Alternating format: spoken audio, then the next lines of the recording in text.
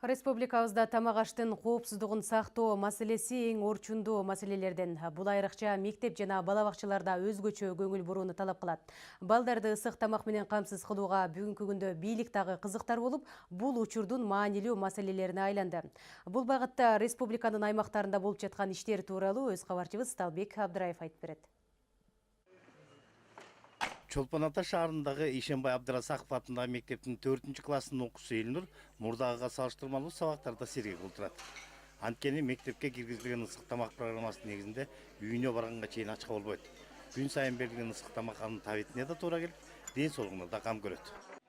Тамактар жагат. 3-класстан баштап берип башташты.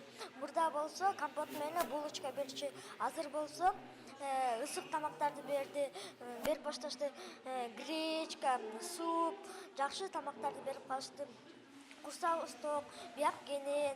Мындан сырткары министрликтин өкүлдөрү мектеп бала бакчаларынын жылуулугу, окуунун сапаты, жарык менен камсыз болуу сыяктуу бир катар иштер менен таанышты. Билим берүү жана илим министрлиги 3 жылдын аралыгында өлкө аймагы боюнча 1126 мектепке ысык тамак программасын киргизген. Бүгүнкү күндө бул долбоордун ишке ашышына жергиликтүү бийлик дагы кызыктар.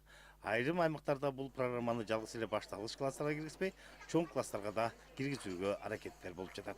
Бүгүнкү күнгө жакшы жөрөлгө болуп атат. Мынакей Талас областында эле көрдүңөр, ысык тамак менен жогорку класстарда кызыгып атышат. Мынакей жергиликтүү бийлик жардам көрсөткөндө, жанакы өкмөттөн бөлүнгөн каражат менен, мисалы Бишкек шаары 7 сом берсе, алар 10 сом дагы кошуп ысык питание берип атышат, ысык тамак аш берип атат. Оштун мэриясы берип атат. Бүгүн мынакей сиз менен эртеден бери жүрүп кантты көрдүк, меланфанды көрдүк. Бирок ошол эле учурда тамак аштын коопсуздугун сактоо максатында ар бир мектеп санитардык гигиеналык талаптарды да сактоого тийиш. Тилекке каршы талаптарды так аткарбай жаткандар да бар.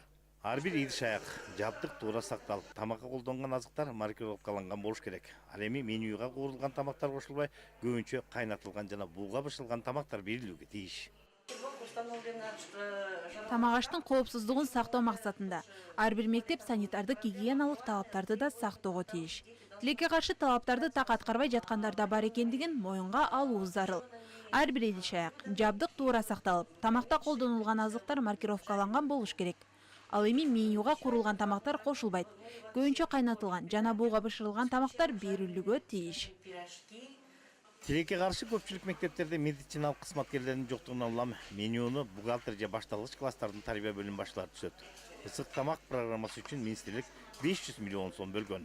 Бир күндүк тамактын баасын ала турган болсок, шаарларда мамлекеттен 7, бийик тоолуу аймактарда 10 сом бөлүнөт. Калганын жергиликтүү бийлик кошуп, бир күндүк ысык тамак берилет.